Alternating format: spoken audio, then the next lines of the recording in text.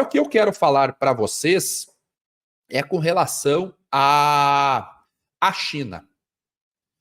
O que está acontecendo aqui? Isso. Deixa eu falar com vocês com relação à China, porque essa barrinha aqui tá... Agora sim, tio. Saiu essa notícia hoje de que o Mar Vermelho começa a pressionar os exportadores lá da China. Qual que é o problema aqui? A China, ela tem como os grandes mercados consumidores, mercado europeu e mercado norte-americano. E vocês sabem que a rota mais rápida entre a China e esses países, principalmente a Europa, é através do Mar Vermelho e Canal de Suez.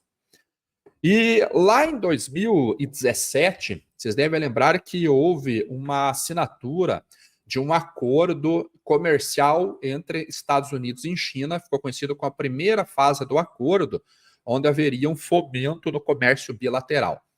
Dentre as políticas que foram implantadas naquele período, houve uma redução no imposto de importação da soja, por exemplo.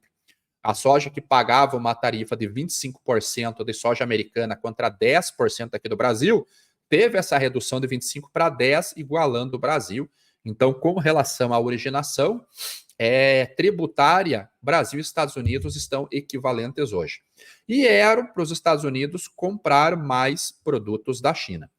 Só que eles assinaram o acordo e começaram a briga. Né? Xi Jinping de um lado, Trump do outro lado, começou a guerra comercial, ficou conhecida aí no mercado como Trade War. E essa guerra comercial começaram várias sanções. E estas sanções começaram a ter influência sobre os fretes internacionais, principalmente os fretes de contêineres. Quando veio a pandemia, no finalzinho de 2019, principalmente 2020, quando começam os lockdowns, esta condição da pandemia simplesmente acelerou um programa de logística que foi começado em 2017. Então, ali houve uma interrupção, uma quebra no supply chain, na cadeia de suprimentos, e os fretes eles acabaram disparando e houve esse desequilíbrio que ia o container carregado, não voltava esse container, a falta de equipamento onde precisava fez com que os preços subissem. Agora nós começamos a ver mais uma interrupção na cadeia de suprimentos, que é justamente os fretes de contêineres. E a China, quando a China foi escolhida, principalmente pelos Estados Unidos, se não me engano foi Ronald Reagan, como a fábrica do mundo, muitas unidades fabris norte-americanas foram desviadas para a China. Afinal de contas, eles tinham 1 bilhão de pessoas, começou a haver o maior êxodo rural da história, 500 milhões de pessoas saíram do campo para as cidades no período de uma década, muita gente na cidade precisando de emprego, precisando trabalhar, salário lá embaixo, começa então a China a crescer, investimento com investimento internacional, a China sai de um país muito menor do que o Brasil na década de 70, 80 e 90, finalzinho da década de 90 começa a crescer, se tornando a potência que nós conhecemos hoje. Grande parte deste processo, ele trouxe uma melhora nos termos de troca, que é a razão entre aquilo que é importado versus aquilo que é exportado. Não é balança comercial, não é um menos o outro, é uma divisão entre eles. Então, a melhora dos termos de troca traz uma melhora da renda da população. E hoje a renda média do cidadão chinês já é maior do que a do Brasil. Conforme a pandemia ela foi avançando, o mundo percebeu que a globalização não era um negócio tão fantástico assim. Principalmente quando nós pensamos no agronegócio ou nos comércios internacionais como uma rede, colocando a China como um hub de logística, a Alemanha como outra, Estados Unidos como outra, uma dor de barriga que acontece na China acaba afetando Estados Unidos. Como a distância entre eles é muito grande, o mercado percebeu que havia um risco. E aí começou um processo para trazer fábricas mais para próximo, para não depender de distâncias tão longas. Esse processo é conhecido como nearshoring. Então você já não está investindo tanto na China, já começa a olhar para países mais próximos, Índia, Turquia, O Brasil poderia ser um candidato se não fosse o risco Brasil elevado, complexidade trabalhista, o passado é incerto, o Brasil poderia ser um grande candidato nesse processo de nearshoring promovido pelos Estados Unidos. E agora, a China ela está vivendo um momento difícil, porque está começando a perder indústrias, está começando a ter uma redução na sua população, tanto que a Índia já é o país mais populoso do mundo. O consumo no país tem caído, porque há uma mudança no hábito do chinês desde a pandemia, então ele já não está gastando tanto dinheiro, está aumentando a poupança, um processo conhecido como japanização da economia chinesa. E agora entra mais um complicador, que é o aumento dos custos de frete internacional. Então, ontem saiu essa matéria que eu mostrei para vocês, ela mostra que algumas empresas aqui chinesas que atendem, por exemplo, mercados europeus e mercados africanos, já não estão conseguindo fazer vendas nos preços antigos. Porque um frete de container que custava $3.000 China e Europa já está em $7.000, mais do que dobrou. E como a Europa também não está essa maravilha toda, está até em recessão, você não tem um fomento do consumo e nem grana para pagar esse custo. Então, o chinês, que é o empresário, está tentando negociar com os compradores para eles dividirem esse custo e eles estão recebendo negativas. Então, empresas da Alemanha, por exemplo, cancelaram pedidos da China. Compradores africanos cancelaram pedidos na China. E aqui vem um outro negócio. Para quem não visitou a China ainda, existe uma feira muito grande chamada Canton Fair. Essa Canton Fair, ela é grande mesmo. Em uma semana você não visita todo mundo da feira. Você faz os primeiros contatos na Canton Fair, o chinês vai levar você para visitar a fábrica dele. E são centenas, às vezes milhares de pessoas trabalhando num prédio de 8 andares, 1.000 metros quadrados cada laje, cheio de máquina de costura, e o pessoal ali, ó, vamos costurar. Isso é tudo, é eletrônico, é roupa, é tudo o que você possa imaginar. Quando você fecha um acordo com o chinês, no comércio internacional existem algumas formas de pagamento. O primeiro deles, que é a maior segurança para o vendedor, é o Advanced Payment. Né? Você paga antecipado, o cara produz e te entrega. Maior risco para o comprador. Normalmente os negócios começam com Advanced Payment, pagamento antecipado. Usa-se pouquíssima, carta de crédito se usa, mas é pouco. Carta de crédito é um crédito documentário. Você abre um crédito no banco, quando você exporta, você manda a documentação para o banco, ele tem a comprovação do embarque, se tudo está ok, e ele te paga. Então você tem uma garantia maior, porque essa carta de crédito, quem garante é o banco.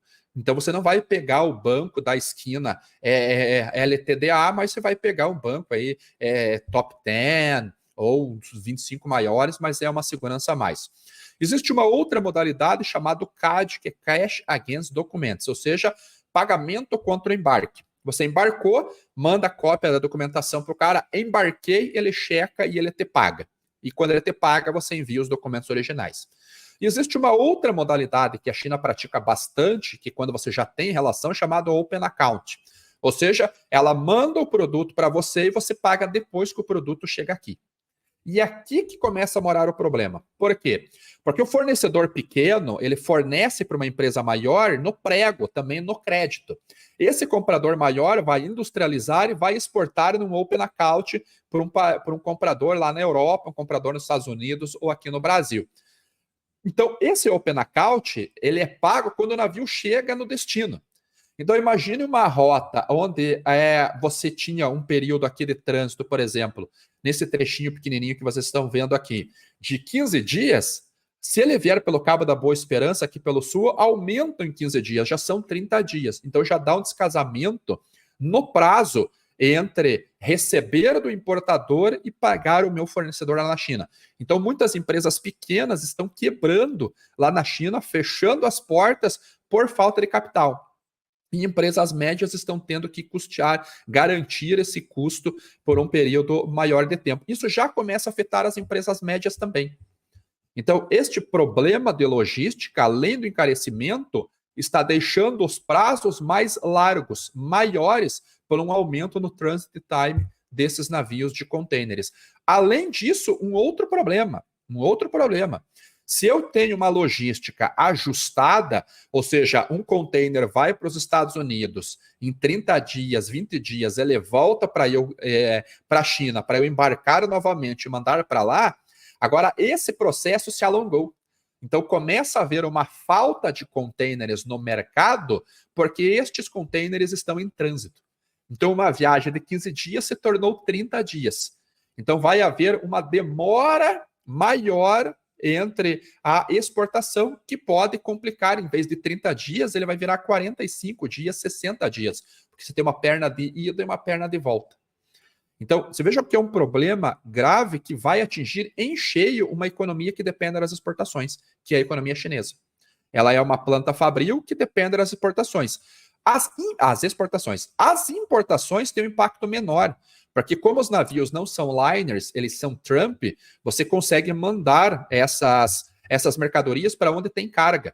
Então, se você tem um problema no Brasil, você manda pelos Estados Unidos. Tem um problema nos Estados Unidos, você manda pela Argentina.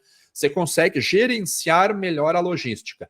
Então, é um problema de supply chain muito complicado que está levando custo e isso já está atingindo em cheio economias como a Europa e Estados Unidos, tanto pelo encarecimento nos serviços de transporte, quanto pelo atraso de mercadorias que já causa falta de alguns produtos em empresas como a Amazon, como a IKEA, como o Walmart, que são grandes clientes. Então, olha o enrosco. E aí você olha para a China, uma população jovem, com percentual de desemprego extremamente alto, um dos principais setores da economia em crise, que é o setor imobiliário.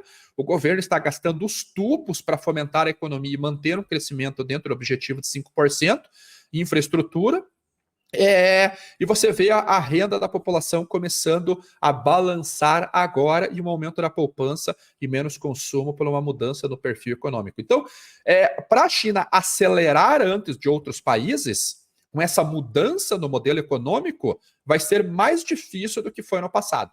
Então a economia chinesa está mudando e a mudança não é o que acontece em economias maduras, que você começa com a economia tipo agrícola, passa por uma economia industrial, pula por uma economia de serviços, que foi o que aconteceu com os Estados Unidos. Às vezes você pula essa parte industrial como foi o Brasil.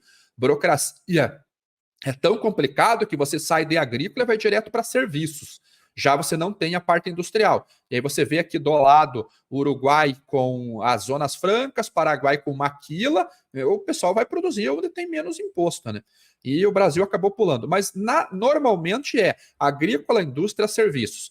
Os Estados Unidos foi agrícola, foi um país altamente industrial, transferiu a indústria, já que houve uma melhora da renda da população para países com produção mais barata, especificamente a Ásia, e hoje é uma economia centrada em serviços. E a China está numa economia industrial e ela não consegue sair do industrial para a economia de serviços porque há vários complicadores. Então, se alguém está esperando que a China acelere muito antes dos outros países, pode encontrar uma dificuldade com esse cenário que eu acabei de descrever para vocês, ok?